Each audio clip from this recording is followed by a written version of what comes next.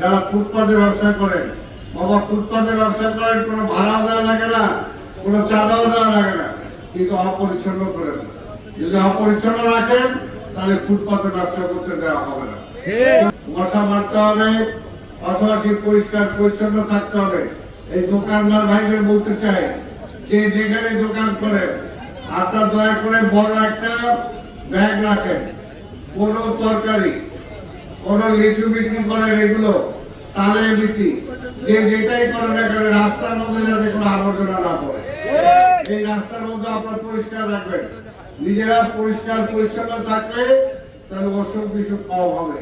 সামনে ডেঙ্গু চিকনগুনি আসতেছে, যদি নিজেরা পরিষ্কার না থাকতে পারেন এই মশার উপদ্রবে কিন্তু অনেকে মারা যাবে। এখানে আমরা যার যার বাড়ি পরিষ্কার রাখবো, যার যার ছাদ পরিষ্কার রাখবো, যার যার ড্রেন পরিষ্কার রাখবো।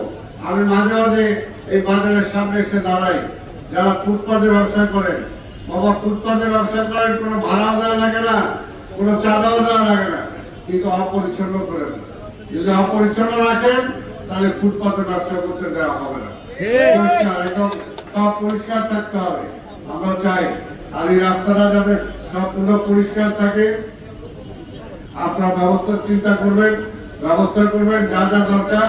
আমরা চাই এলাকাটা একটা ভালো পরিবেশ থাক, সুন্দর একটা পরিবেশ থাক। সুন্দর পরিবেশের মধ্যে আমরা বসবাস করতে চাই। আপনার গাছ লাগাবেন, যে যেখানে যতটুকু জায়গা পান। আমরা এই ফ্লাইওভারের নিচেও চিন্তা করেছিলাম গাছ লাগানোর জন্য, কিন্তু এখানে গাছ লাগাতে হবে না। যেখানে যতটুকু সুযোগ পাবেন আপনার গাছ লাগাবেন।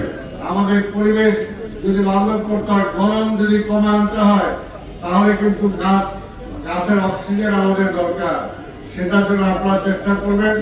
আমি আর বক্তব্য দীর্ঘায়িত করবো না, একটু পরে আজান হবে, নামাজ হবে।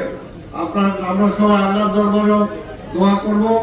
আমাদের নেতা, এই এলাকার এমপি, সাবেক মেয়র জনাব মির্জা আব্বাস সাহেব, আপনার জানেন উনি অসুস্থ হয়ে এখন মালয়েশিয়া আছেন। উনি যাতে সুস্থ হয়ে আমাদের মাঝে ফিরে আসতে পারে, সেটার জন্য ওনার জন্য আমরা দোয়া করব। পাশাপাশি আমরা আমাদের প্রধানমন্ত্রী জনাব তারেক রহমানের জন্য দোয়া করব। আল্লাহ যে দায়িত্ব তাকে দিয়েছেন এই দায়িত্ব পালন